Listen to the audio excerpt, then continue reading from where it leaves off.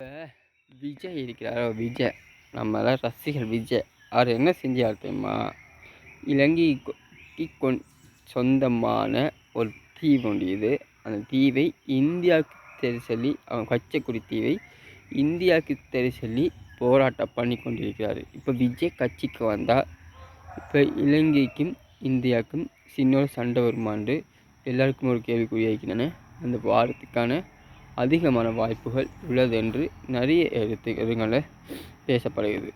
இதுக்கு என்னென்ன காரணம் பார்க்கணுக்கு, கச்சக்குடி தீவு நான் கொடுக்க மாட்டேன்னு இலங்கைட்டு பழிக்கொண்டு இந்தியாவும் துடிக்கிறது. இன்னொரு பக்கம் பார்க்கணுக்கு, இஸ்ரேல்கள் இலங்கையில் சில இடங்களில் அவங்கள இஸ்ரேல் படைகளை மக்களையும் இந்த குடியேற்றியாங்கன்றும் ஒரு தகவல் வந்தது.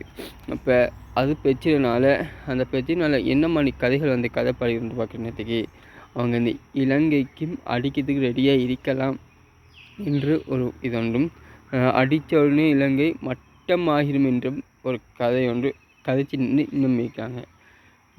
இவ்வளோ பெரிய நாடு பாலஸ்தீன், எவ்வளோ சின்ன நாடு பாலஸ்தீன், இலங்கையில் சின்ன நாடு பாலஸ்தீனத்தையும் அவங்களுக்கு அழிக்க முடியல. இது மல்லால் கட்டலை.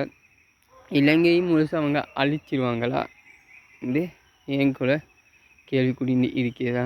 ஏன்டா அவ்வளோ குயிக்காக அவங்க எவ்வளோலாம் பெரிய யுத்தக்காரனாக இருந்தாலும் இலங்கையை அழிக்க முடியாதுன்னா என் மனசில் படுது. ஏன்டா இலங்கைக்கு சப்போர்ட் பண்ணுற நாடுகள் எப்படியும் இலங்கைக்கு ஆழ்வா யுத்தம் செஞ்சுலாம் ஆவாங்க. இன்னொரு பக்கம் அப்படி பார்க்குறதுக்கு, இந்த இஸ்ரேலால் ஸ்ரீலங்காக்கா பாதிப்பு வருமாண்டு எனக்கு ஒரு கேள்வி குறிக்குது. ஏன்னு பார்க்குறதுக்கு, ஸ்ரீலங்காவில் இப்போ கட்சி மாறி இருந்தாலும்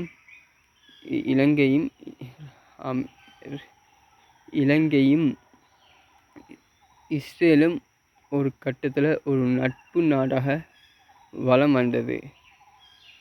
அதுன்னு சொல்கிறேன். இருக்கிறதுனால இந்த என்னதான் கட்சி மாறி இருந்தாலும் என் நட்பு நாட்டை அழிக்கக்கூடாது.